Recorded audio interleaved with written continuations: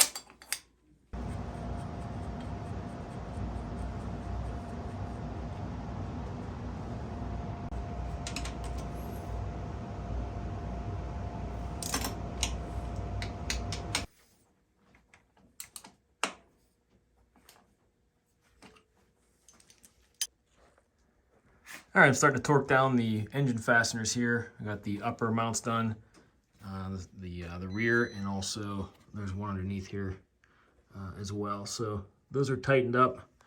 I'm gonna move my attention over to the front here, where we have the bash guard that's got to go on. So I'm gonna take this off the stand, and then that'll give me some access to where that's got to go.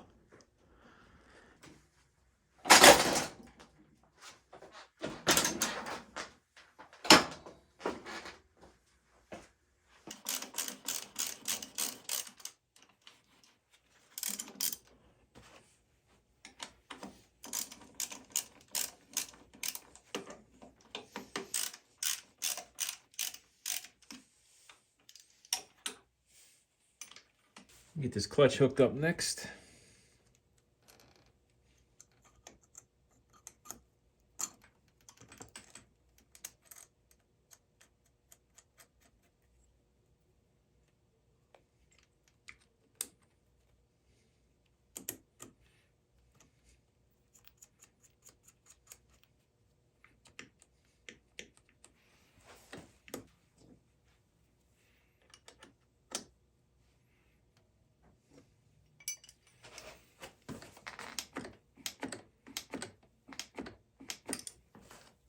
And next up, I'm going to try to slip this carburetor in.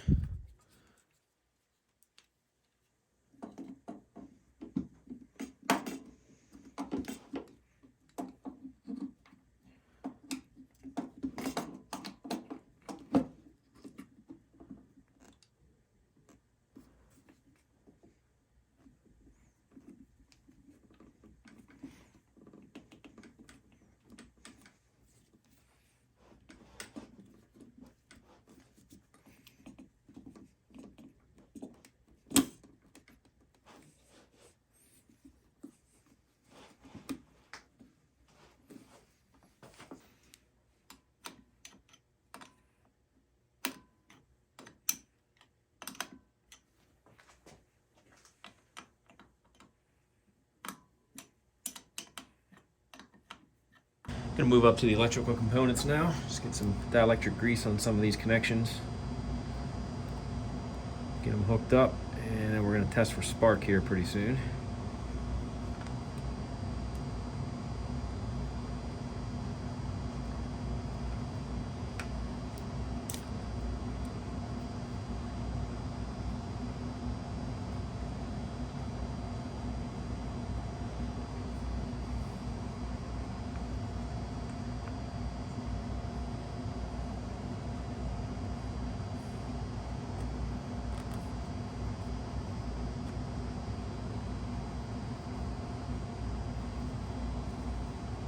This cap feels kind of loose on here, so I'm going to unscrew this, cut back some fresh wire, and screw that back in with a little grease on there too. Oh yeah, that was messed up anyway. So we're going to cut that back, get some fresh wire on there.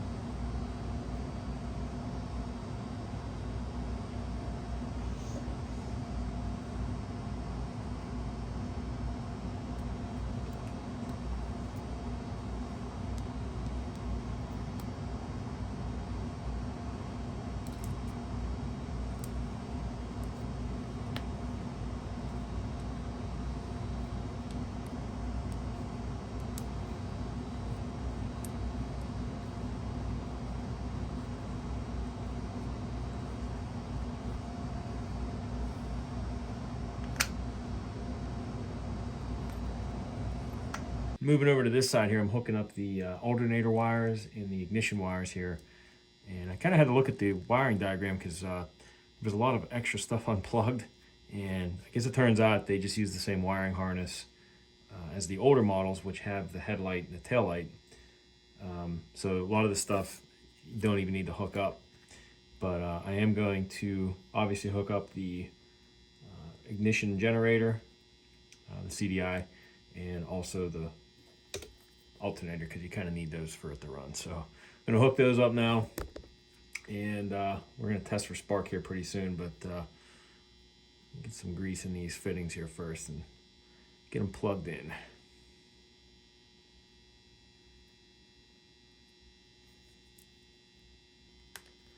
The first one's a yellow wire coming from the generator up to the pink wire with a yellow tag on it. Second one is a pink to pink. And then we got the black wire with the red tracer on it.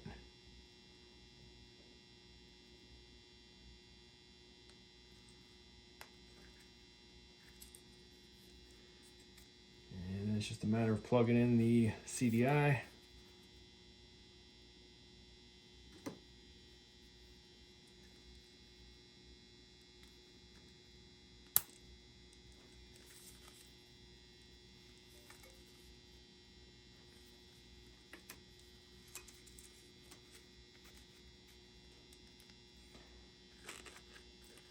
I'll clean this up before I put the gas tank on, but figure now I'll put some oil in the motor and crank it over and see if we got spark. All right, we've got a quart of 10W40 Honda GN4 oil going in. Pump this in and I'll check the level just to make sure we're good.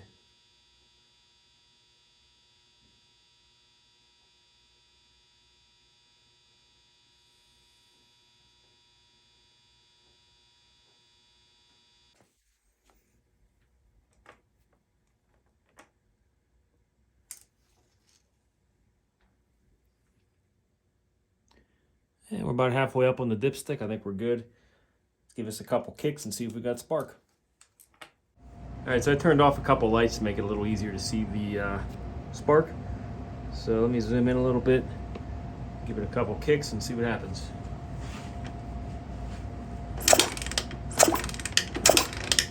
Oh yeah, got good spark. Sweet. Got the new slide in hooked up on a new carburetor. Throttle's working. Still got to get some grips. But next up, I'm going to put the exhaust on and then probably the air filter, and then get some fuel to this thing and try to start it up. Can never remember how those go.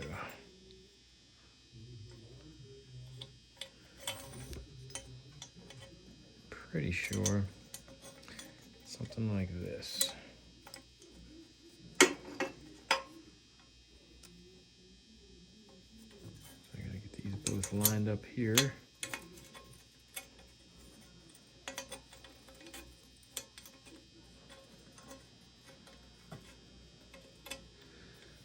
Kind of like that.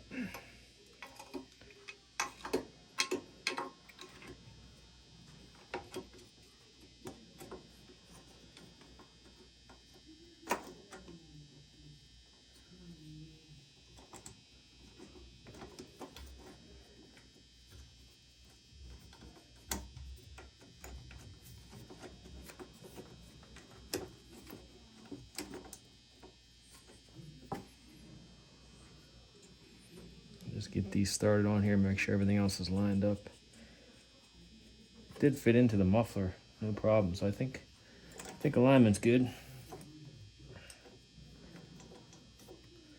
I probably should have gotten a one of those copper gaskets for here. I'm pretty sure it uses one.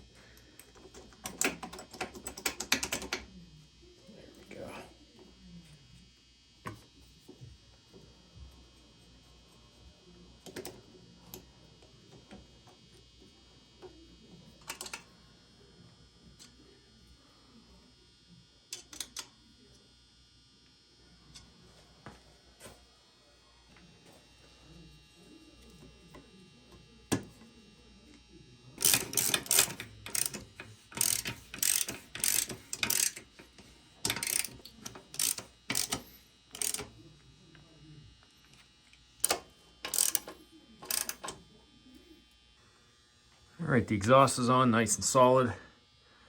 Everything lined up just right. Let's get that air filter in there. I'm gonna get it oiled up first and pop that in, and one step closer. It's gonna use some of this leftover uni air filter oil for this high flow filter for the 200.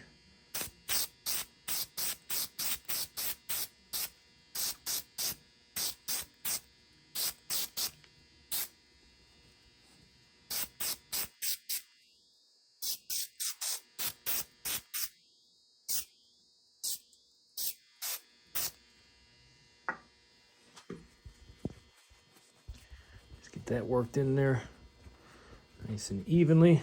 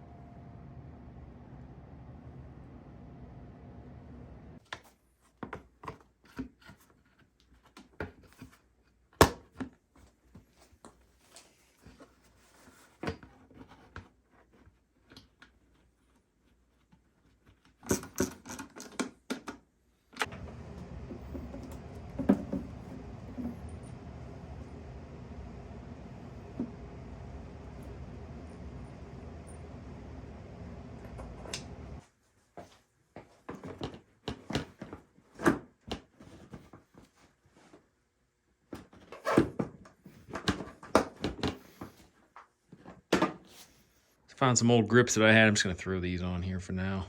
So I can get something a little nicer.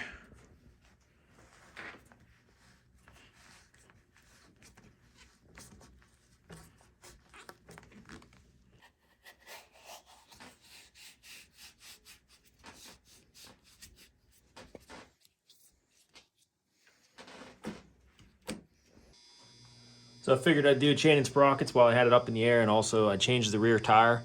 Got a fresh one on the back.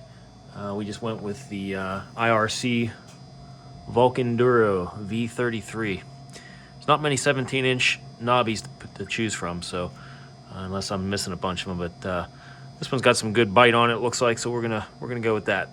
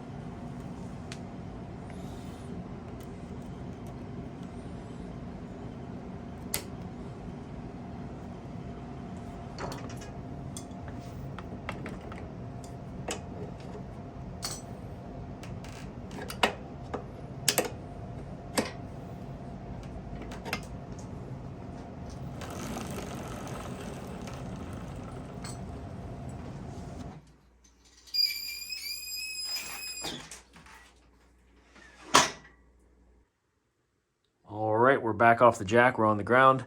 Gonna get some fuel and dump it in, and just double check the oil level again once more before I try to fire it up, but we're gonna see if she starts.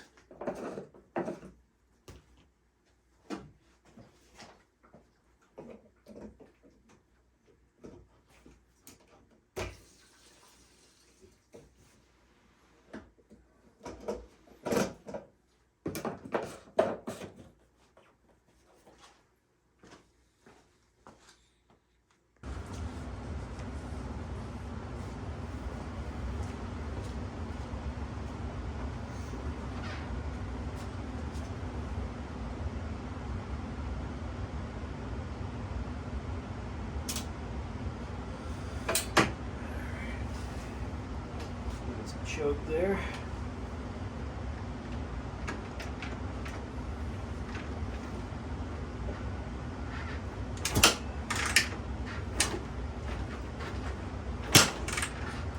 Oh, we got good compression.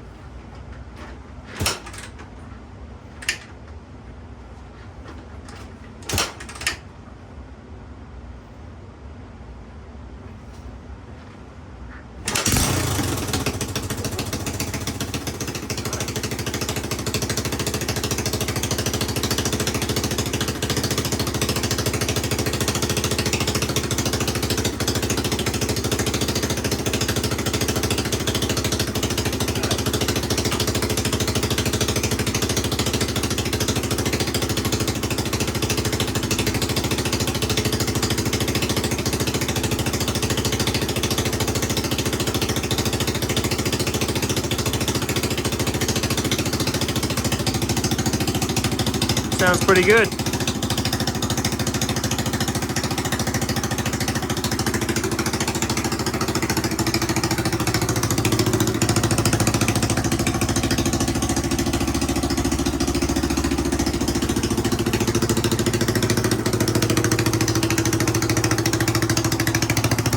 I can't believe how easy that started up. And it's idling. Didn't have to touch anything on that carburetor. Pretty much out of the box from eBay. Didn't even adjust the idle. Crazy.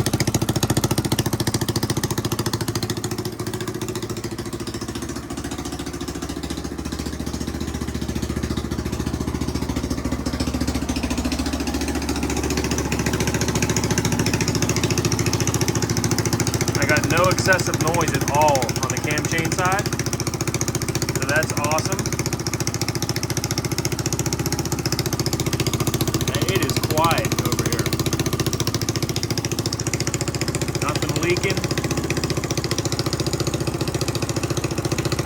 I'm really impressed with that carburetor. $20 eBay carburetor.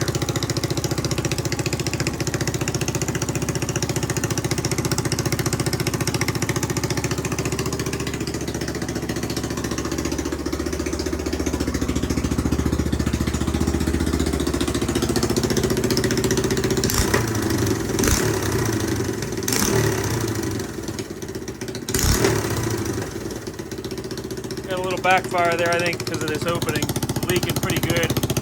I can feel that exhaust is coming out of there, so I'm going to get one of those copper gaskets for the header. Once I get that, should be good to go. Hit the trail.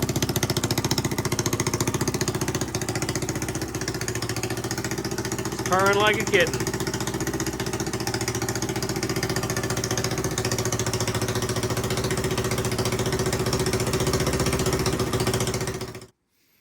All right, it's just for the heck, but I'm going to check the compression on this. It's warmed up a little bit after running it there. So I'm going to see what kind of compression I'm getting. It is hard to kick over. So it's got plenty of compression. I'm just kind of curious because I have a suspicion that this thing reads low. It's just a cheap compression tester, so it might be reading on the low side because all my other bikes seem to have more compression than what it's telling me. So since this is a fresh top end and it's actually pretty tough to kick over, I'm going to see what kind of numbers I get, and that'll tell me if I think if it's reading low.